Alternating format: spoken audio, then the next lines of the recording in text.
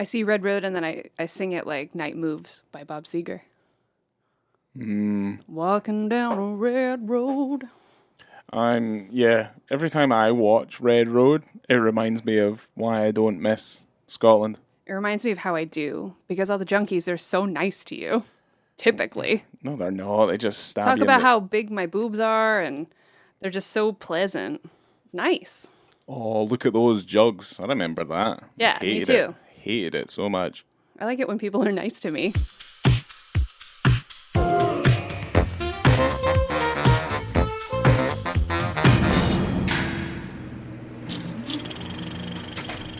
Okay, so we're recording. Yeah, I mean, the only other person that hates doing this as much as me is the dog. Yeah. Joking. I'm hilarious. Why would I want to become the absence of anyone's life with this quality of humor? You need to be quiet because a woman's about to talk. Yeah. Hush up, man. Okay. The patriarchy still exists. You know that, right? Not in this house. Shut your hole. Yeah, I wish I could make a joke about it, but that's just 100% true. Right, carry on. It's your right. Thank you. 5, 4. I don't need a countdown. Okay. Well, hello there. Welcome to On the Beat, the podcast that uncovers full frontal male nudity in cinema. My name is Laura, and I am joined by my co-host, Ryan. Hello. Hello, Ryan. Hello. Thank you for being quiet while I introduce the podcast. Yeah, I wasn't quiet earlier. I might keep most of that stuff in. Great. So... I'm very excited to talk about the 2006 psychological thriller Red Road, a film that I've heard about, a film that I had not seen until we watched it for the podcast, a film you've seen several times, and a film, I gotta be honest, I loved. Yes. I'm trying to think of there are maybe a handful of nice films set in Scotland. I think this all is the one ones of them. I love it. I love it. I love it. Okay, I mean, as films go, like this one's no. I mean, I don't know. You're not at any point going to see in the universal version of Red Road, Kate Dickie taking a condom that's full of semen and then inserting it into her vagina. Like as a ride? Yeah, I mean, probably not. Like if it was, I meant like the universal rated film, like as in like it was like the Disneyfied version. Oh, I thought you meant like no, there's an not amusement park ride. Where they give you a used condom and it's like, right, yeah. this is the next part of your... I'm wondering how you could make that into some sort of you need to convince thrilling amusement. You need to convince the staff member in front of you who's dressed as a policeman that you've been raped. So the rape allegation goes through. Is that the universal ride? I think of it more as perhaps an escape room where you have to look at the CCTV cameras and you got to pick the right one. Anyway, I should introduce what this movie's about. That's the sort of ride that needs a height restriction. Yeah. This would be a house at Halloween Horror Nights, perhaps. It would be fucking terrifying. I mean, to be honest, there should be a horror house that is just set in Scotland. Yeah. Really, because I mean, if you take this with anything of like a grain of salt, the thing is, like, it's so like when we were watching this film, it's so instantly recognizable because everyone comes up to me and goes, "Scotland's very pretty," and I'm like, I don't know, man. Like, I've lived there. Like, it's terrifying. It is, but it's also gorgeous if you leave the city and there's no people around. Yeah, but we've also done a fine job of like fucking up the countryside as well, sticking up all those flats, like, you know, like the Red Road flats that we see in this movie, that are kind of just a blight on the landscape, and that's kind of one of the reasons why they were torn down eventually. So let me just run through our cast for this beautiful film. I love this movie. It stars Kate Dickie as Jackie, Tony Curran as Clyde Henderson, Martin Compston as Stevie, Natalie Press as April, and Paul Higgins as Avery. And this is directed by Andrea Arnold. And this is the first time, but probably not the last time we will be speaking about her. Okay. So the synopsis for this film that I pulled from Letterboxd is: Jackie is a CCTV operator. Each day, she watches over a small part of the world, protecting the people living their lives under her gaze. One day, a man shows his face on her monitor. A man she thought she would never see again. A man she hoped never to see again. Now, she has no choice and is compelled to confront him.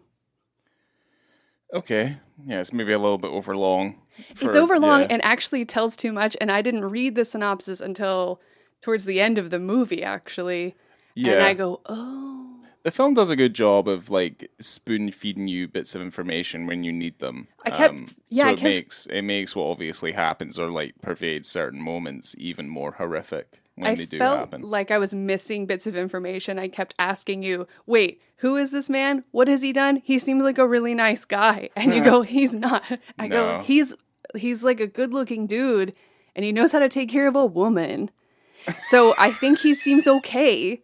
I want to just point out in the beginning of this episode that if you haven't seen this movie, you should. You can find it streaming. It's so good, and there's so much of it that is so incredibly surprising that you wouldn't expect. That we will spoil hard. So do yourself a favor and a treat, and if you haven't watched it already, just don't listen to this. You should, as a rule, now that we're almost 60 episodes into this podcast series, you should know by now not to watch the movie until you've listened to the episode. We've learned our lesson. We've stopped like doing current films that were kind of new out and stuff like that because, for one reason, no one would watch them because they'd have to go see the film, then listen to the episode and stuff like that. So with this, at least you can watch the film well before you listen to the episode. But I'm only saying it specifically for this film because I loved it so much and it was such a surprise. Every little thing that happened, I love this movie. See, it's like really incredibly messed up, but so endearing. But also horrible and fucked up. I loved every second of it. I just don't know if I'd ever use the word endearing talking about this film. I think it is, and we'll get into it. It's so incredibly dark. You told me a million times before starting this that just strap in. It's rough ride. It's going to be a rough ride. Yeah, it's a rough ride. I thought it was lovely. It's pretty. Geez, it's really making me think about like who I've married, what I've married. Well, let's get into Andrea, because I don't think anyone who's familiar with her work will be at all surprised with the subject matter of some of her films. Some of her films are they're kind of rough. I think they're pretty rough. But we're talking about Andrea Arnold, OBE. If anyone wasn't aware. Wow. Yeah, whatever. She's an English filmmaker. She was a former actor. She's been active since the 1980s. Let's say she first came to prominence as a filmmaker when she won the Academy Award for her short Wasp, and that was in 2005. And that effectively paved the way for Red Road, which came out in 2006, as effectively her directorial debut. But the one thing I will say, and this is quite impressive, and probably makes her slightly more impressive than some filmmakers of her ilk, certainly more so than Jane Campion, oh my God. is Red Road in 2006, Fish Tank in 2009, and American Honey in 2016 have all won the Grand Jury Prize at Cannes. Holy shit. Yeah, so... That's cool. Yeah. Out of the she's an interesting filmmaker. I've always enjoyed her stuff. I think her stuff's pretty cool. So other than that, she's also directed 4 episodes of the Amazon Prime series Transparent that was in 2014. Oh. Or at least it debuted in 2014. I don't know if it's still ongoing. I didn't really watch any of it. But I think it was George Bluth in it, right? Yeah, I was going to say it's that George Bluth TV show. Doesn't he play like a woman? Doesn't he play like a transgender woman? Yeah. Yeah. And she did direct all of the episodes of the HBO show Big Little Lies, which was 2017 to 2019. That's probably bigger than Transparent. I think that's a super very popular show, Big Little Lies. Honestly, haven't seen it, and I didn't realize that she directed that, and I'm going to watch it. Yes. Like I say, I think her stuff's highly enjoyable, and it's riveting stuff. So let's go through her filmography from start to finish. Now, I've already listed pretty much like 60% of it. Her filmography is not extensive, but let's just kind of put it out there first. So she debuted with her original short, which was called Milk, in 1998, which I always thought was weird because it also reminds me of a short film that's also called Milk that came out a few years either after or just before by a director called Peter Mackie Burns. And I don't know if we'll cover any of his work.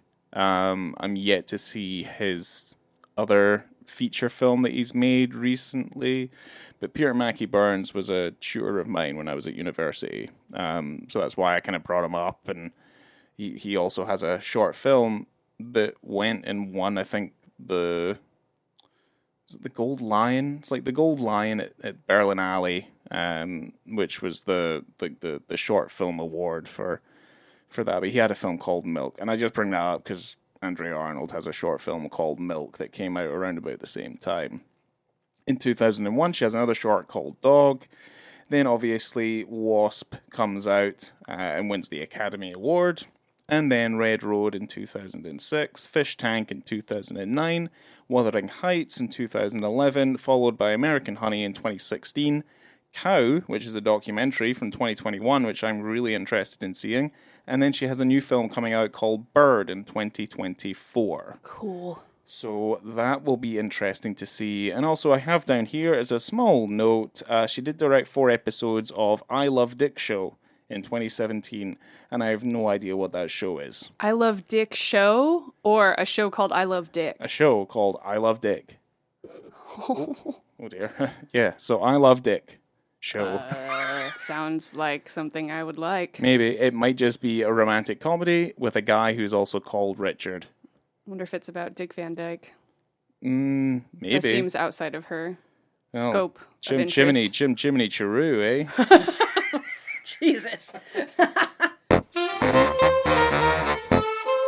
I found out that this film was part of the advance party scheme, and it's something I was unfamiliar with up until this point. It is a concept of 3 films following a set of rules proposed by the executive directors who were Gillian Barry, Lone Scherfig, and Anders Thomas Jensen. And the concept of this came out of chats that were had between those executive producers and Lars von Trier, who, as we know, was a founding member of the Dogma 95 movement. Yes, I met one of the founding members of the Dogma 95 movement when I was in Berlin for some seminars and stuff. I can't remember his name because that's almost, 20 years ago at this point? Okay. So, yes, but I am aware, and certainly Lars von Trier. If I think about the Dogma film movement, I think Lars von Trier for the most part, really. Because I think of the Idiots, like that's probably one of the biggest ones that came out of that. Right. This is a jumping off point or an offshoot from that movement. The films that are in the advanced party scheme were meant to be made by different first-time directors and producers. So the executive producers created a list of characters and gave them backstories, which the 3 directors could use to build their own stories. The casting for all 3 of the films was to be done at the same time by each of the directors with the same characters and actors. So that's why it says it's based on characters by these 2 individuals at the end of the film, right? Correct. Right, that's interesting. So they all had to work together to build these worlds, these 3 directors. So Red Road was the first one, followed by Donkeys in 2010. That was directed by Morag McKinnon. Yeah, I remember Donkeys. I've met Morag. Oh, cool. Yeah. And the third one was meant to be done by Mikkel Norgard, but from what I've read, it is reportedly in development limbo. So it never or Oh, has not happened that seems unlikely to happen at this stage. at this point. Yeah. Yes. So we'll never get the full trio. That's interesting. Isn't that? Yeah, I mean, it also to me, I mean, again, like you say it that way, and you talk about what was it called, the advanced party scheme or something? Yeah, advanced party. Sounds like something you'd go to a town hall to fucking talk about with your county members. It's not as cool as Dogma 95. No, it kind of, it might not be that way, but also screams the amount of elitism that I faced when I was trying to make films and look for funding in the Scottish film industry. So it kind of just goes to show how kind of exclusionary that the system is over there by doing things like this. So Yeah, I think from reading about it, Andrea Arnold felt excited kind of about the confines of the project, but then also when she said she was talking to kind of other writers and directors, she felt a bit like a sham. Like this was her directorial debut for feature. yeah, also an incredibly restrictive directorial feature. Certainly something like this that looks like it was shot on digital. It has a very low budget feel, but also I kind of think it adds to its appeal.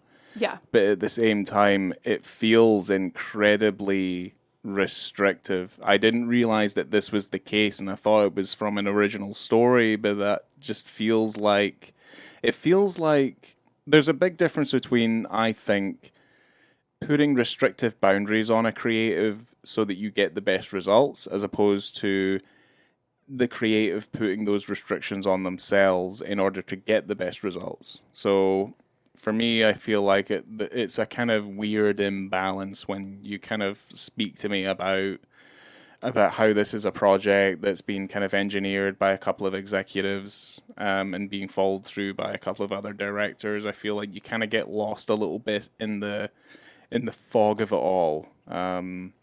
They had ways of changing it around a little bit because when they were working together on these stories, because the three directors worked together, and Andrea realized she needed 2 more characters, so they had to bring it up in the meeting with the producers, and they said, well, the only way you can have 2 more characters is if the other 2 directors agree and add those same characters into their films. I mean, the hoops you'll jump through for film funding, that just sounds like a bit of a nightmare. But also, this film was developed as part of the Sundance Institute as well. Mm-hmm. So I don't really like that. I feel like it requires further reading. So I'm kind of wondering, because certainly my experience with like the Sundance Institute and the directors and stuff who have gone through the Sundance Institute is that they go there with the prospect of improving their work and getting real on-industry insight from in-industry insiders and directors, producers and stuff to make better films. So they're basically taking the scripts that they had. I think Tarantino is a really good example, and I think he has some, give or take, I think, his early work is pretty, pretty impressive. When he took Reservoir Dogs to the Sundance Institute, they definitely improved his work far more for the better. So I'm confused and I'm concerned just with kind of how this film comes to be. And I mean, to be honest, only knowing that stuff now, and I've only seen the film a couple of times, I don't think that stuff really affects it that much. It's still a pretty impressive film with all of those restrictions that have been put on it. And certainly it's the most successful out of the bunch that got made, i.e. the 2 that got made out of the 3 filmmakers that were picked. So right. So I don't really know. I think that's interesting. I just don't know if I'm there's that kind of nefarious like undercurrent about it where I'm just like, why can't you just fund the films that you write and you're like, this has some level of commercial or like cultural appeal? which I find odd because it really doesn't paint Scotland in a fantastic light, this film. So I do kind of wonder about like the cultural appeal of it. But yeah, I don't know. it's odd. It's odd. It's an odd scheme that I feel like it is. So They had some guidelines. I'm sure there were more than this, but it was a 6 week shoot in Scotland. They had a list of 7 characters, and let's see. Oh, it was $1 million budget. I mean, $1 million, or well, is it $1 million or £1 million? It said $1 million. So it's probably less than that then. Probably a fair amount less than £1 million. Okay. Seems weird that it wouldn't be pounds since they all agreed that it would be shot in Glasgow, but I don't know. Yeah. I'm surprised that like, and not to kind of put down, it seems like a Scots initiative. So why wouldn't they grab from the pool of potential filmmakers that were already residing in Scotland as opposed to having to grab people from England to make films in Scotland? Yeah, I don't know. I don't know about that either. I'm not sure how they were picked. I know that Andrea Arnold was not familiar with Glasgow at all when she shot this film and when she planned it. I mean, it doesn't show. I mean, you can certainly take some of the more industrial cities up in the north of England and transpose that to Glasgow. Glasgow's very much of the same sort of ilk. Yeah. But yeah, I do wonder about these initiatives, and certainly Red Road, Red Road got a fair amount of buzz. I was in college at the time, when I was studying in Edinburgh. This is before I went to university, but yeah, it was getting a fair amount of buzz because you had like an Oscar winner at the helm of this movie, and it was utilizing a lot of the current Scottish talent and stuff like that, and it was a lot kind of darker and things. But I think the problem was that it's kind of following the same kind of stereotypical and kind of thematical ideas that we were seeing in Scots film at the time as well, where it's all, it's like Small Faces, it's like Train Spotting, like it's relatively quite dour and it's quite grey. And it's, some of it has a little bit of a sense of humor, but for the most part, like, it feels like inherently quite violent, and it's urbanized, and everyone's impoverished, and everyone's upset and sad and grumpy. So, is it because they keep getting English directors to go up to Scotland and shoot films? I don't know. I'm just because most of the ones that we have covered that are set in Scotland are directed by English directors. They are, but they're also written by... There's like Scottish writers. John Hodge is a Scottish writer. Yeah. So he has he was the best person at the time to adapt Irvine Welsh's stuff. And, I do think that, let's take Irvine Welsh as an example. Like, that material is incredibly dark and it's unforgiving, but there is a dark humor about it, which I think is very innate to just being a Scotsman, being a Scots person and living in Scotland, is having a sense of, I guess, gallows humor. And when I was writing the TV show that was going to be set in Scotland, that was for better or for worse, a comedy drama that, really reflected the job as it was, and that was just the way that you deal with it. So there were parts of this film that I thought were really funny. Yeah, there's some humor in this, and I feel like that's kind of an innate ability of being someone from Scotland, is that you're kind of surrounded by, a kind of an injection of humor into effectively what could be perceived as like these relatively quite traumatic moments, or at least that's kind of how I feel I've always approached these things that have happened in my life. It's very relatable. I think that is a great way to jump into this bad boy. Okay. Before we do, I was mentioning to you earlier that I recognized Kate Dickie while we were watching the film, and I go, what do I know her from? And I realized that she was Lysa Arryn in Game of Thrones, and I felt good about remembering that. Probably her most well-known role, other than probably Red Road. There is probably other things that she's in, but it kind of escapes me just now. And I mean, I can have a little look on my phone and see if there's anything else of note. But There's the two main characters in this film, or the actors, are familiar to me. You know, Kate Dickie and then Tony Curran, who we all know from the third installment of the Big Mama's House trilogy. What? What's he doing? Like, what's he up to? Because he's in such great things. You know, he's in Shallow Grave. He's in Gladiator. He's in the sequel to Underworld Evolution. He's in Miami Vice. He's in Outlaw King. You know, he's in some good stuff. I just wanted to bring up Big Mama's House because that's funny to me. Okay, for Kate Dickie though, I mean, she's in The Witch. She's in The Last Jedi. She's amazing in The Witch. She's in The Northman. She's in The Green Knight. She's in Prometheus. She's in Filth. She's amazing. Yeah, and there's a bunch of other things. Yeah, I mean, it wasn't surprising, but it was. I also don't want to compare her career to Tony Curran's either, because we've already mentioned. Oh wait, hold on, Tony Curran. So he's in Thor: The Dark World, Gladiator, X-Men First Class, Tintin, the Spielberg one, Blade 2. He's in Pearl Harbor, League of Extraordinary Gentlemen. He's also in a movie that I quite enjoy, that I don't think anyone else really enjoyed, Midnight Meat Train. I remember you watched that without me one day, and I was Vinnie very Jones. upset. I would like to watch that, if you want to watch it, I could quite easily watch that tonight. Directed by Ryohei Kitamura, sorry, who How long is that movie?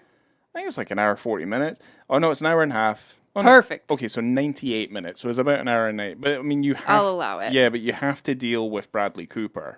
Bradley Cooper, because he's in it. He's in it for the entirety. So, but it's Bradley Cooper from before he was wicked greasy.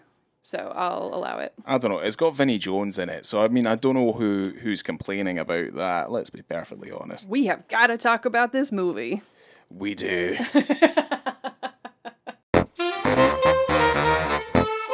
I don't know where your notes start, but I don't start my notes until that very first sex scene in the van. Oh, That's really? when I don't have a lot of notes. I was just enjoying it, and I was just writing things that came to me. I mean, we can kind of dance around a little bit. I mean, a lot of what it is like, I mean, quite a lot of my notes are like, oh my god, like, isn't Scotland fucking scary? Oh my god, what a shithole it is. Like, all this sort of stuff.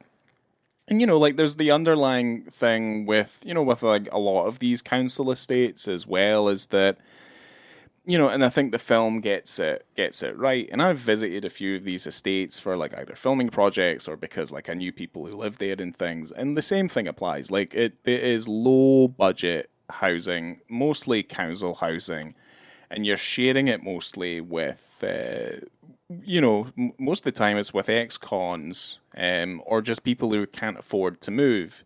Now that's how they were when it got into like the 80s, 90s, and so forth. But when they were originally constructed, like specifically the Red Road flats, which are real, were constructed between 1964 and 1968, and it did provide more of an upper kind of class, not upper class, but, you know, a middle class housing. And people were finding it better than what they had access to before. So it was like an upgrade. But that particular building had a lot of problems, especially just those type of like block housing had a lot of problems because it did become more of a hotspot for... It's just a breeding place for crime. Yeah, you know, it's like just antisocial crime. Yeah. It was like disaffected youths. They were like throwing stuff from the roofs and burgling houses. That particular building also became a hotspot for suicides. It's not unsurprising. But the thing is that they wouldn't put bars on the windows because then it becomes a fire hazard. Because those buildings and like in general, they can be death traps if if a fire goes up. So, well, there was a lot of controversy in this building. We need to talk about this movie. But I wrote notes about the building because there was controversy over the use of asbestos in the building. The architect who designed the building said, "Steel and asbestos operate as the collective that stabilizes Red Road and holds it together, albeit provisionally, as a viable, safe housing solution," which in 1977 caught fire and the structural integrity of the building was compromised. Great. Yes, it was Great. condemned in 2008 and was torn down between 2010 and 2015. Yes, and think of all those folk who fucking died from asbestos poisoning or asbestos related illness before that Yeah. happened. Yeah, I will say though that the estate, at least that what they've chosen, because let's talk about they are a character in of themselves, really. I mean that estate has a pervading sense of threat and of forebode. It's so big, and it's such a statement, Yeah. kind of in the skyline, in this kind of, it's a modernist, brutalist building. So it's quite striking. All of them, yeah, from even, certainly in Glasgow, Aberdeen, Dundee, Edinburgh, because, a lot of those, they've tried their best over the last, say, 10 or 15 years to really clean up those areas and try and make them lucrative. Because the thing is the minute you start cleaning up those areas and you start bringing in, say, more expensive housing, you bring in another, a different class of person, and then that effectively has a slight purifying element to the community. But yeah, I will say that like the buildings and just the way that the locations and stuff are characterized really add a nice. I say they add a really great, like they cast a real dark shadow over the story of this film.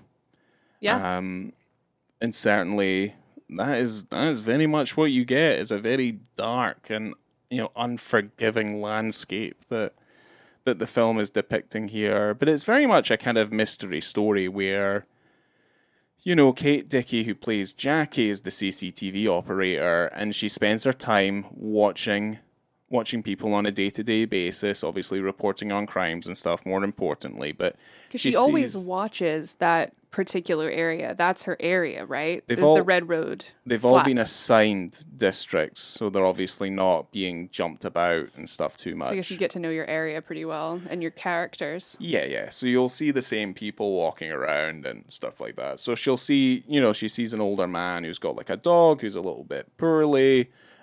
She'll see a cleaner that works in the same building every time, and see kind of her story as like this kind of, all these like silent experiences. And the thing is that she knows them, but they have no idea who she is.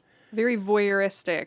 Yeah. In terms of how that is set up. And I guess this is kind of getting like these relationships almost with these people, and she hasn't.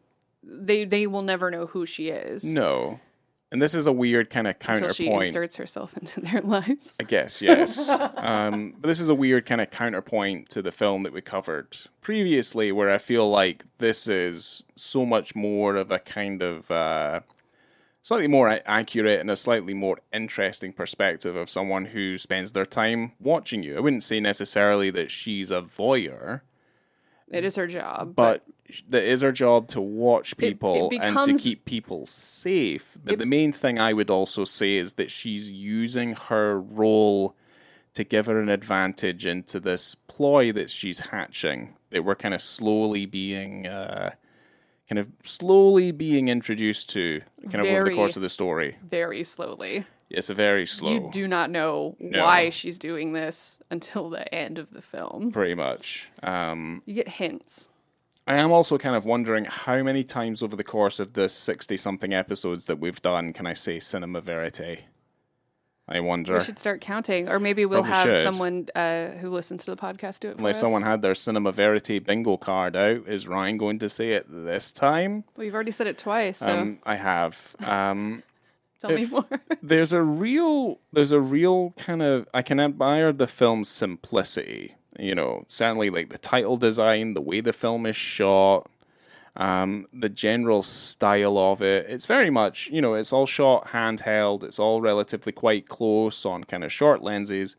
It feels like very pure filmmaking, but it also feels like it's a film that's been made very fast and certainly on a budget in very real locations with very real people for the most part. So it does have that going for it, in that it does feel very real because it feels quite tangible, which also kind of adds to the level of suspense in it, which is Yes. that's kind of building as the film goes on. Yeah, every time she levels up this situation that she's in, it had me screaming. I was very nervous about her choices. Yes, yes, but she does have a boyfriend when we first meet him, which is played by Paul Higgins, and you'll remember Paul Higgins from The Thick of It. He plays he plays the scarier version of Tucker, Right. a character called Jamie McDonald, who they're more scared of than obviously Peter Capaldi's character in that thing. But Evie and Jackie are shagging. Yeah, that was the first thing I wrote. I go, sex scene in the van, broad daylight, so slow, cute dog roaming free. So that was the slowest, most awful sex scene I've ever seen in a closed car. It was disgusting. That guy was pumping like at a quarter speed of what he should have been at, and then he just finishes. And doesn't he ask her if she finished? She's like, yeah, earlier. Yeah, How? she did it earlier. Lies. Yeah, probably. I mean, it's more of an insult than anything else. But what this film does do, and I think the film does a very good job of, is making sure that you know exactly why there are used spent condoms everywhere in Scotland. Yeah, there really are. In real life, there are just Condoms everywhere. On the ground, in the grass, just everywhere, in phone booths especially. Yes. Tons. There's just condoms. If Left, you right, open a and phone center. booth in Scotland, there's a condom in it.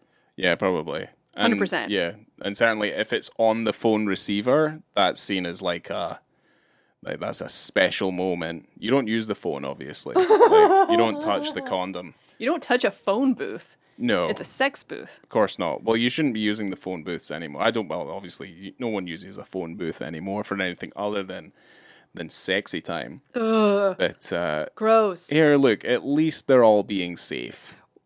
Absolutely. You know what I mean? Good for them. I'd rather step on a used condom than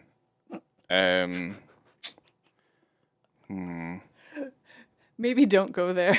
No, maybe not. No, I did think I was gonna say like human shit, but then I'm also like, but then you've got like semen on your shoe. No, I'm good.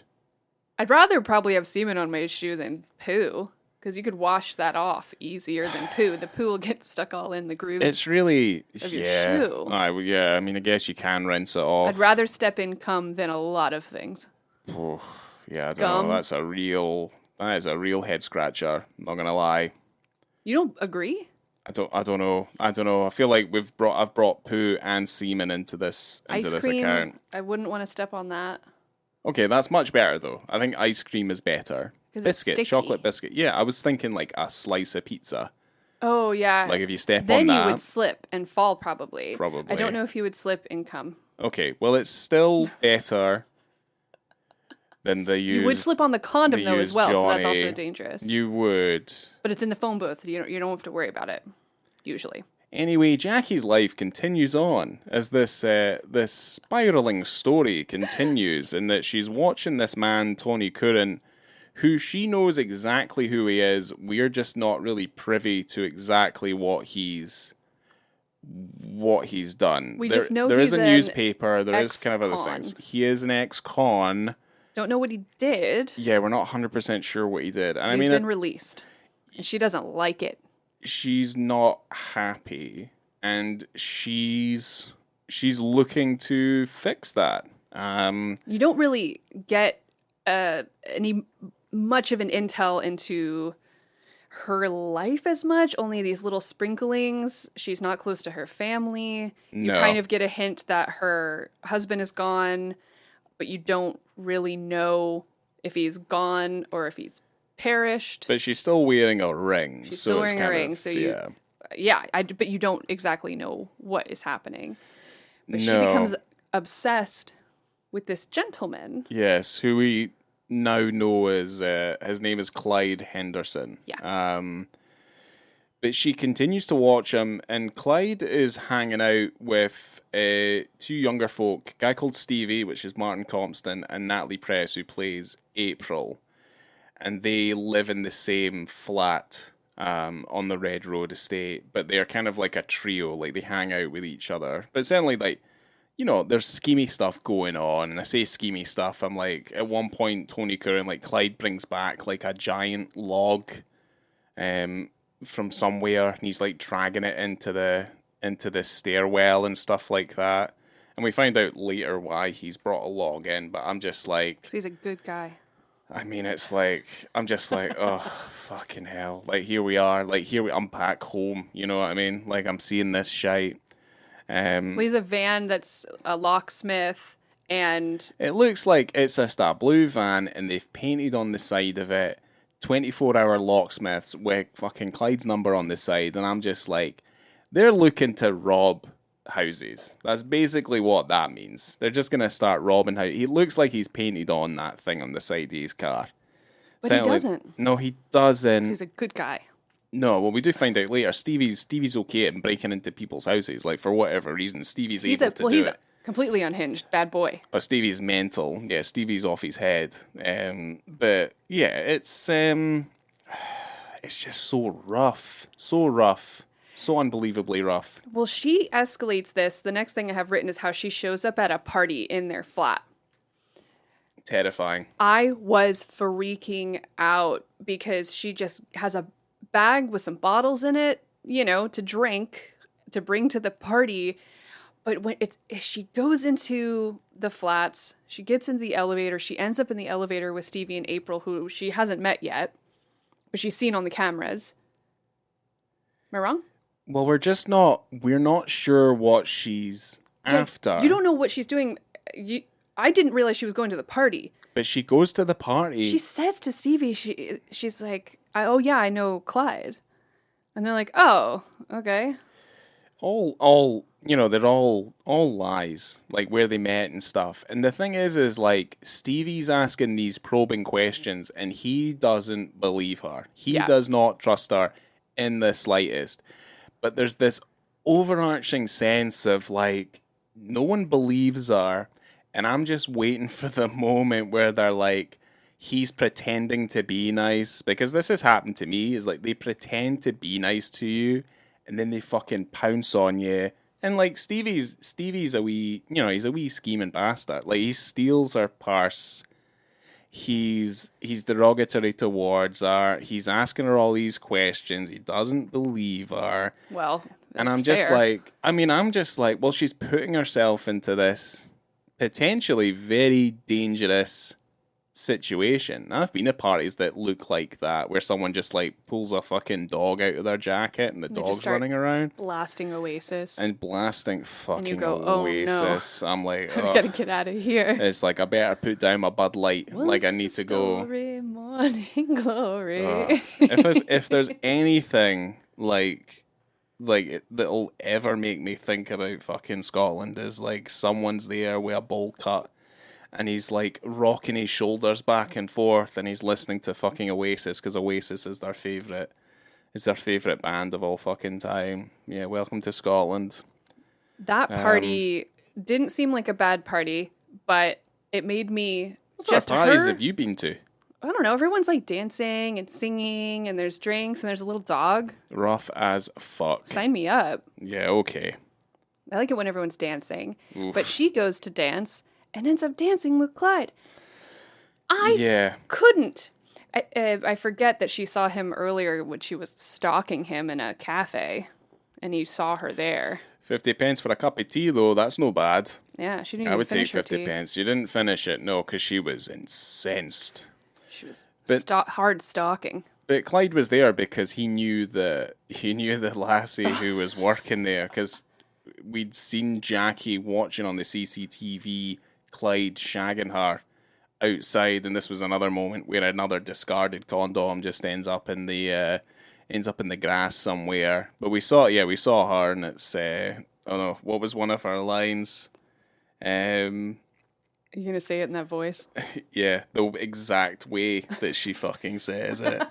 So she brings over like a breakfast or something to Clyde, and she just goes, "Then they say I'm no nice to you, eh?" And I'm no laughing at her. Like, I've met plenty of folk who talk like that over the years and stuff like that, but I was just like, "How you doing, pal?" Same thing. But yeah, he's a womanizer, this Clyde. Like, he's good with the ladies, and that's kind of his reputation, is that he kind of goes around like shagging. So Yeah. that's kind of his thing. But you know, like I say, the information is being spoon fed to us, so it's kind of like, I'm like, no, he's not a nice guy. You're like, oh, he's lovely, and I'm like, no, that's what they're all like in Scotland. Sorry, but like, you know, they'll be your best friend, and then they'll stab you in the fucking back. You know, he's charming for a ginger, right? Ugh. Yeah, Stevie says that as well. He's charming for a ginger, eh? No, he says he's charming for a ginger cunt, eh? Yeah. Yeah. He is. So he is. Well, I mean, he is, but he is also trying. It's like he's a crimbo. That's what I wrote down. It's just he's a criminal and a bimbo. It's just like the setting, like the atmosphere, like where we are and how impoverished it is, and like, you know, there's a sequence where, you know, a poor wee girl gets stabbed and stuff, and she's watching it on the CCTV and things. So like, you know, you're surrounded, you know, by criminality, you know, like that's all it is. Like, there's a lot of horrible things going on, so you're always slightly on edge. And anyone who's ever found themselves, like, I guess, like, if, you know, in the US, if you walk through the hood, or if you end up on one of these fucking estates back in Scotland or England, you're immediately on edge because you know you're unwelcome. So this is a kind of... If you're in... Oh, and I'm not going to say it. I don't want to make anyone mad. It's like this, this pervading sense that like you don't belong there. Like, you have nothing to do with this place, and certainly you'll be told otherwise if you do end up sitting there. So, you know, it's she ends up going to the Broomfield, yes. The Broomfield pub. I mean, for all honesty, out of work. Yeah. She cuts out of work early to do it as well.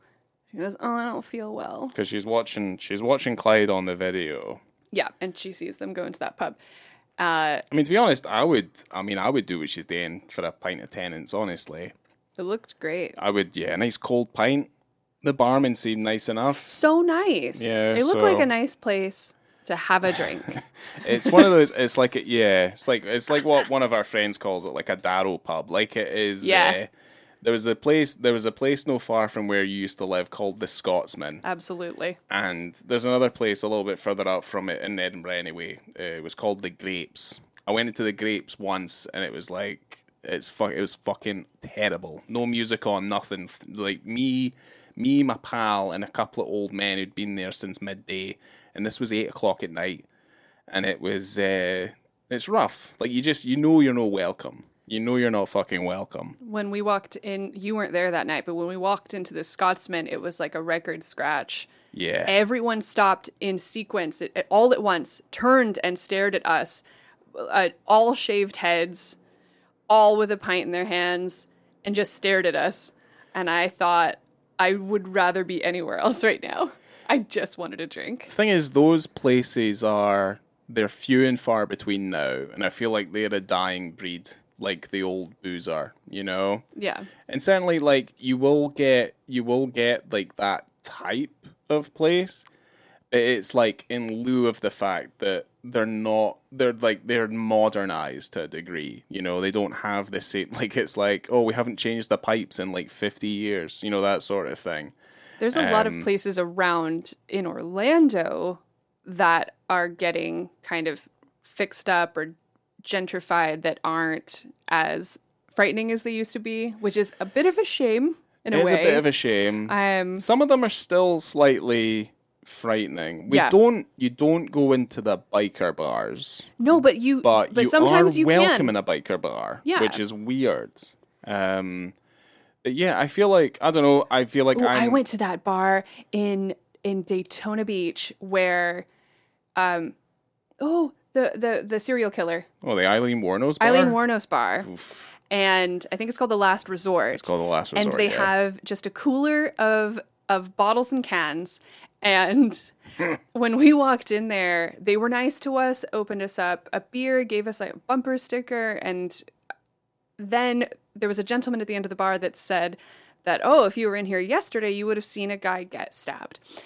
Yeah. And we were there at maybe 1 PM. So luckily it wasn't teeming with criminals or anything. I mean, you still find... I mean, I remember there was a pub down on near Haymarket. It was called the Spider's Web, and I don't know if it's the same place now. Oh my gosh, what a name. But yeah, that was a place where I saw a woman getting the shit kicked out of her by her husband at the bar. Oh my God. And then the police turned up. So it does happen. A lot of stuff happens. Well, there's also a fight at the... What was this bar called again? The Broomfield. The Broomfield. Welcome to the Broomfield. That Clyde breaks up between Stevie and apparently Stevie's father. Right? Because that was his dad. Well, the thing is, all of those pubs all look like that. Like, all of those out in, like, near estate pubs, they all look like that with, like, the big metal shutters on. They've got no windows like that. So they all look like that. Yeah. They're the ones that they tend to replicate for the bars here in Florida that are meant to be, like, old English pubs. You know, that sort of thing. They all look like that. Yeah. And the pints are probably about as shite.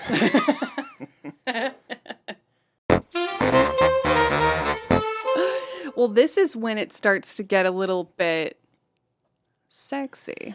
It's leading in towards what becomes the dick scene, guys. Here we I know are. it's taken us a while, but we're getting there.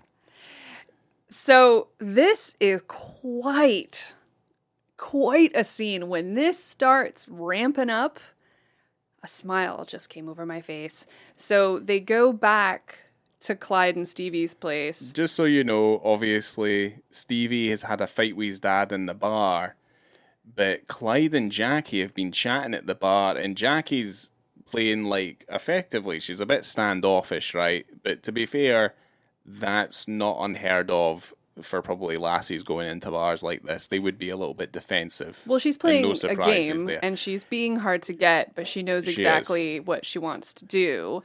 So, I mean, she's been stalking him, showing up at his place, going to his parties, watching his every move, and obviously she knows where he is, and she knows exactly what she's doing. Well, we don't know. Jackie does make the mistake of asking him what's on Clyde's mind, and Clyde goes, "I'm wondering what your cunt tastes like."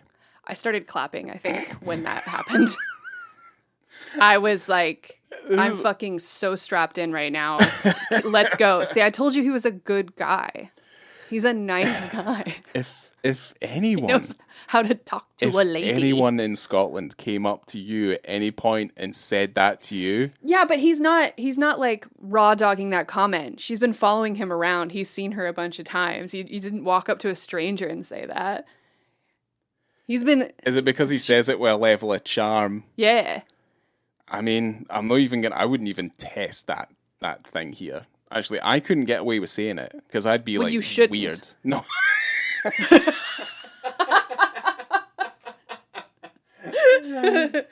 But he can. We's poo thumb. He had one of those like working man's thumbs that was half a black on his fingernail because it's obviously gonna fall off, and he was like he jammed it in a car door or something. Yeah. I mean, he uses that thumb to do things in this film that I did not appreciate. Yeah, he did have well, that thumb goes somewhere. Anyway, we end up back at their place. And Stevie's sleeping and stuff, and then they end up having a drink in Clyde's room. From that bottle of whiskey she brought over when she was creeping. It's, that's when she gets her wallet stolen and stuff like that. It's when you see the inside of the flat, because they've got like one of those like electric like convection like heaters with like the orange glowing bars on them, and a like space heater. Yeah, that's their only heating. But then also, you know, it's very dark. There's not a lot of lights and stuff either. There's nighttime. There's a distinct look at like the film. Like there's a lot of kind of like flashes of color, like yellows, reds, blues, yellow. Like there's a lot of like nice primary color use in the film as well, because for the most part, it's pretty dreary looking. But certainly by the time we get into the bedroom, there's this nice conversation where they're talking about there's the foxes. And anyone who's familiar with like Edinburgh or Glasgow or anything like that, there's foxes everywhere. Yeah, in London as well. They're Yeah. so cute, and they hang out outside the pubs and looking for snacks. Loud, so fucking loud. Yeah. One of my favorite memories, and I don't know if this is anything I've ever told you before, Ooh. but I used to smoke, and I went outside to have a cigarette, and I was sitting on my steps, and probably less than 4 feet away from where I was sitting, this little fox came walking down the path, stopped and looked at me, and then walked onwards. Adorable. There was a fox nest maybe 20 seconds up the road from where I used to live. They're so cute. They are very cute. I'd also say to you, don't go to pet them, and certainly don't do what somebody that I once knew did before with a badger and decided to go into their burrow hole and then ended up getting bitten. They ended up they had to go on like a rabies medication program thing for like months. So that's what you get for being an idiot. Yeah. Very, very silly. Anyway, back to the sex. Back to the cunnilingus. Yeah. I've got a lot of I've written it beat for beat here. You did? Okay, well I only have cunnilingus and then right to it. Well, let's do this differently then. Okay. Let's see how. Let's do the Laura examination of like, let's get the female perspective on some of these lines, because I've only got Tony Curran's lines here. I've only got Clyde's lines here. You know I'm gonna like them, so. Wait, but this is hold on. The lines that he says, is it leading up to the sex part? Yes. Okay, so before that, I want to talk about when he goes downtown. But this is before that happens. Okay. So he goes, "You have very nice breasts." 10 out of 10. Okay, good. Love. Well, you're a sexy fucking bitch. Oh, 11 out of 10. And then he starts licking those nips. Remember that? Yes. I would say 8 out of 10, if not for that thumb. Okay, that's good. And then obviously that's when he goes down on her after that. So that. Okay. You guys, it's getting heated, all right? This whole. And I don't know how. Getting all hot and bothered in here. Kudos to everyone involved. Tony Curran was only there one day for the scene, no rehearsals, and he got it fucking taken care of. He gets her trousers off. She rips off her shirt, right? He gets right in there. And he's just looking up at her. He's going to town. And apparently, I'm getting really loud. My apologies. So that... Are you okay? I'm okay. I got to turn the fan on. So that whole going downtown cunnilingus scene, what they did to kind of achieve it, because it looks like he's going at it, right? Oh, there's an insane amount of excruciating detail. A lot of noise.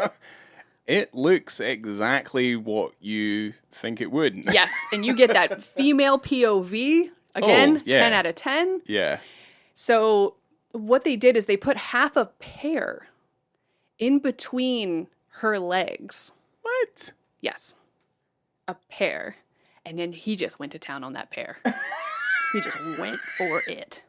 That's insane. And then just angled the camera just right. And that's how you get that. Just half a pear. Half a pear. But then it's like, isn't it resting on her vagina? Yeah. It's probably set in there. Like, yeah. There's no way that he's also like getting a wee bit. Yeah, probably. Yeah, he's probably kissing some fanny. I was thinking about, you could get a big pear. She's not a big girl. You could probably put a decent sized pear there and achieve that. But Just scream at the props guys like, we need a big pair. I mean, you don't have Go to the intimacy Tesco, get ourselves coordinators no. at this time, and you are Certainly not on at a this one-day budget, shoot no. with a $1 million budget. She's probably just like, it's fine. I don't know. I mean, they deal with it. I mean, you don't know the pairs there. And obviously it's, you want to try and mitigate as much tongue to vagina contact as possible. Because I think at least certainly now, like, they use kind of like hidden pants and stuff. Yeah. So that it still looks like there's something there. But like, we've done things like lust caution and stuff where it's like, it's like that's a dick going in a vagina. Yes. So at least with this, like, they're cutting around it, they're angling it properly. But to say it was just a pair, I thought it was just like a kind of like fleshy sack you just kind of put down there, and like a flesh balloon, and you just give it a wee kiss. From my research, it's a pair. There you go. What a pair, they would say.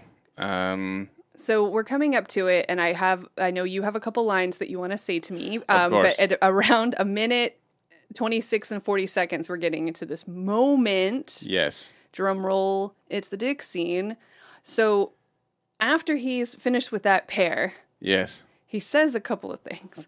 Well, she comes, doesn't she? She came. She sure does. She comes. Because this is a nice man. This is a good man. He's sorting her out before he gets his goods. So he's a gentleman. Yeah, he is a gentleman. He's getting it seen to, and then he's going to get himself seen to. I mean, for most men, the foreplay is the best part.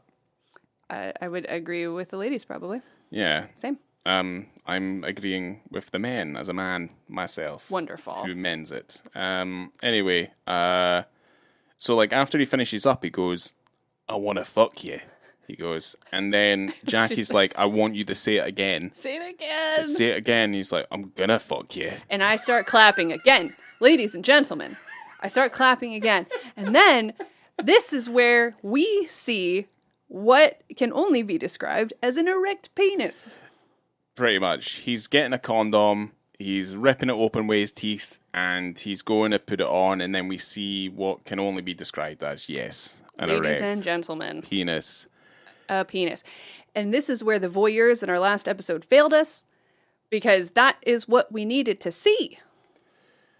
I mean, here we are. Technically, well, I will say this: it's not as on show as the erect penis in Under the Skin. No, not by a long shot. No, it's covered by a hand. Yes, but you do see that shaft, but you don't see the head. Yeah, all shaft, no head. Yes, all shaft, no tip. But it was striking because we don't get that very often. And especially these days, if you try to put an erect penis on screen in your film, you will get barred, banned. You're going to get an X, NC-17 rating, and good luck having your movie out there, which is stupid and ridiculous, but here we are. But in the vein of, the honest side of the filmmaking, it's really in keeping with the general tone and griminess that the film has in general. Like, this entire sex scene is, like, very in keeping with the overall tone and style of the film as well. For sure.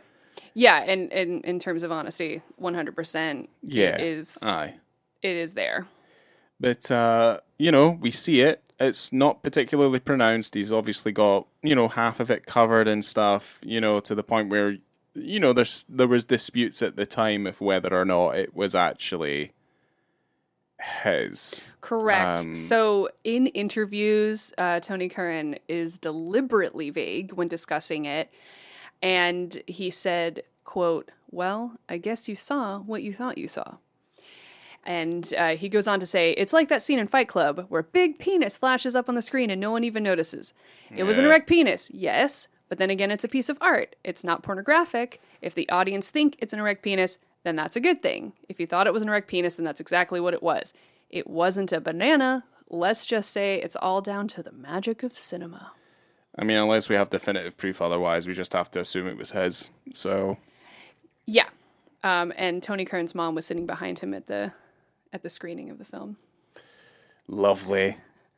Well, I mean, she's probably seen it before. Probably not erect, but she's probably seen it before. She's 100% seen it before. Yeah, she's probably seen it before. Because he was also in Rome. Oh, well, Rome is don't even get me started on Rome. Fuck HBO. Fuck HBO and their prosthetic penises. What a bunch of liars. But they finish having sex. It's very brief, I guess. He gives her a little apology. He's been in jail, you know. He has been in jail, but He's also the touch of a woman. Yeah, I think this is kind of what it was all leading up towards. Yeah, everything starts coming together in an incredible series of events that is intriguing and wild and unexpected. So she leaves the house, she leaves the bedroom, and obviously swipes that condom. Swipes the condom, but Clyde's pretty pissed off, and he's just like, "You're only here for a fuck, all this stuff." And then she leaves. She goes into the bathroom, takes the semen out of the condom, and then inserts that semen into herself. Squeezes it out into her hand like a tube of toothpaste. Yeah, and I was like, she's trying to have a baby. Which I'm like, it's not going to work like that. But I was wrong. Also, she had grabbed a rock off the street earlier, and I didn't know why. And then she takes the rock out of her pocket in the bathroom. Smashed her face with it. I, once again, was screaming. I did not know what she was doing. And then you yell, "She's going to get him done for rape." Yeah. And I'm like, no, this is not good for Me Too. You're going to accuse him of rape. Not good. Not good. Yeah, not good for the Me Too movement. No. No. But yes. That was insane. And so she's kind of utilizing the CCTV cameras that she had been using to stalk Clyde. Yeah. She rips her shirt, rips her pants, runs out of the flat straight towards the CCTV camera. Yeah. So she's gathering her evidence, and then calls the police. Yeah. Aye. And then that was her plan all along, effectively. But the film isn't over from there. Effectively, like her getting him done for an attempted rape. She ends up dropping the charges, but she seems to have this strange moment of clarity. I mean, there's that horrible moment where she's looking at her old daughter's things and she like stuffs her clothes with other clothes to hold this effigy of her dead daughter. Correct. So what you do realize is that Clyde was driving under the influence and he crashed into a bus stop and effectively killed Jackie's husband and daughter at the same time, effectively ruining her life. And he did go to prison, and it'd been 10 years or so, and he's now been released. And she thought to herself that he shouldn't have been released, and so obviously made up the accusation of rape in the best possible way that she could have in order for him to stay in prison. But effectively, they're able to, I guess, like, there's a weird kind of reconciliation that happens. Yes. And it's kind of incredible, the whole thing. It's as though she needed to do it. She needed to confront him, and just because she's never come to terms with the loss of her family. She's living in the same flat. Everything's kind of gone to shit. Her family life has gone to shit. And she's using this really horrible thing and this horrible scheme to come to terms with this horrible loss that she's endured. And luckily, she decided not to fully press charges against this man who did not rape her. But yeah, it's kind of amazing. Yeah. And then I guess as everything kind of comes full circle, she's able to reconcile with the man who's effectively on the straight and narrow, and he's getting to know his own daughter that he's never met before, all these sorts of things. And she's able to reconnect with her family members, who are also, I think, the people that we meet at the end of that film are her dead husband's parents, so like her parents-in-law technically, and then also she gets to see that life moves on, and you're able to she sees a man whose dog was poorly, who he had to put down, now has a new dog, and it's this My heart was warmed. It's this nice symbolic image of her being able to move on with her life. So, isn't that the way it goes? Accuse a man of rape. Get your life back. Get your life back. I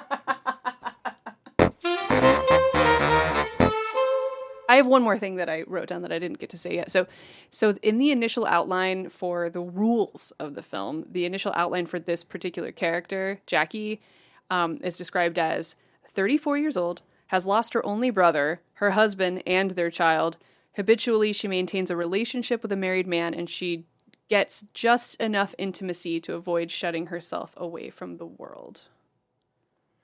Right. So some of that stuff stayed, but the rest of it didn't.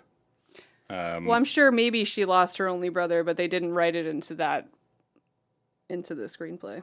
Yeah, because it's kind of not needed at that point either. Yeah, I mean, I guess so. Again, strangely restrictive as well. And yeah, I don't know if those level of story restrictions make the best story at the end of it as well. Yeah, I mean, I think you already mentioned that this film won the jury prize at Cannes. Yeah. And Special Achievement by a British Director at the BAFTA Film Awards. Best Screenplay at the BAFTA Scotland. And she won a bunch of things for this. Yeah, so, yeah. Yes, great. Do you want to get into the ratings? Do you have anything else you want to say before we wrap up this amazing film? I literally said everything I wanted to say. Wonderful. Other than there's a budgie in the film as well. There is. And the guy who owns the budgie says, he just doesn't like women. He doesn't like strangers. Women's freak him out. I was like, all right, okay, there you go. As for ratings, are we going with the penis scene first? Do you want to go first with the penis scene? I will go first. In terms of visibility and context, I gave it a 2. Yeah. Because it's not there for long, but it does kind of hold and hinge on that shot for an extra beat or so. So it's not that really quick blink and you'll miss it type of thing. I'm pretty sure you're going to see it. And within the context, it is 100% honest and makes sense to be there in terms of especially the balance between the nudity in the film, in a sex scene especially. Yeah. So you get the balance between Jackie and Clyde. He's putting on a condom. You see that occurring within this kind of insane, wild sex scene. Yeah. That's pretty intense. And that is a 2. You just don't see it in full. It's, it's a full side, half side male nudity. Jeez, oh, right. So I would also kind of add to that. I'd maybe give it like a 2.5 because we only see half of it. But contextually kind of tends to bump it up a little bit, I guess. So it stays at like a 2.5, but you're right. It's, it does hold on there for a wee while and it does kind of work contextually. And I would be, again, it's brave and it's honest in its depiction because for the most part, that's how it happens, guys. I mean, you're not putting a softie in there. Thumbing in a softie. That's not how that works. So, it makes sense. And it's the only other one that we've covered thus far since, obviously, Under the Skin. Because, Under the Skin, it made sense. He had a bit of a stoner. Yeah. And then he fell into the black abyss. But in this, I did like it. And it's in keeping within the kind of tone and style of the film as well. So I appreciate it for that. Anyway, ratings of the film, I think 5. I gave it 5 stars as well. It's so refreshing, especially for people like us. You've seen this film before, but for someone people like us who've seen you feel like you've seen so many movies, and because it's our joy, it's a hobby, it's something that we like to do in our free time. I love watching films. I love going to cinema. I want to eat it all up. I want to see everything. I love watching movies. And to find something The new, cinema cron, we'll call you. I'm going to eat it up. You're just like, yum, yum, Cinema yum. Cron. That's cool. I like that. I'm going to put that on my letterbox bio. Nerd. But I love when you see something new that you've never seen before that just blows your brains. It's so interesting and dynamic and fun and fucked up and kind of gives you or me most of the things that I like to see in a film. And it was really horrible and heartwarming in a horrible way that you don't get often. And I enjoyed it so much. So much. And it's not that long. That is wonderful. So 5 stars. I would watch this again. I love this movie. It is 2 hours long, so I would say it is long. It doesn't feel long? It doesn't feel long because it's actually interesting. That's the difference. But yes, I would also, I give it 5 stars. It's, I guess like as a contrast to you, that I think it's a terrifying film, set in a very scary part of Glasgow. And it reminds me a little too much of how scary home is sometimes. And growing up in Scotland, because people are pretty scary there, but like you say, I think there's a real human element that maintains there, that kind of that kind of gets itself out of the shadow of the industry, like the industrial structures that kind of pervade the landscape in the film as well. So there's a real, like, I don't know. I think the first time I saw it, I maybe didn't appreciate it as much, but now obviously I think it's, I do really enjoy it, and I do think it's very well written, very well casted film. And when certainly you tell me about like the restrictions that were put on it, creative restrictions in inverted commas, it does kind of make me think that it's quite miraculous that the film turned out as good as it did. So, in different hands, it could have been a complete disaster. Yeah. But she was able to construct such a fascinating story and shoot it so well within those restrictions that were given. Yeah. And just tease you like crazy the whole way.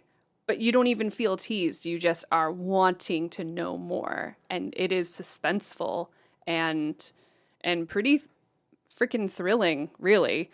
Yeah. It is shocking. Yeah. It was genuinely shocking for me. And I loved it. Yeah. Thumbs up all around. Well, great. I'm glad. Now we can finish up. We can end this thing. You guys, I hope you enjoyed this movie as much as we did. Loved it. Coming to you from the Broomfield pub. Ugh. It's all carpets and it's sticky. I've been Laura. Ryan. And I'll be watching you on the CCTV cameras. Pervo.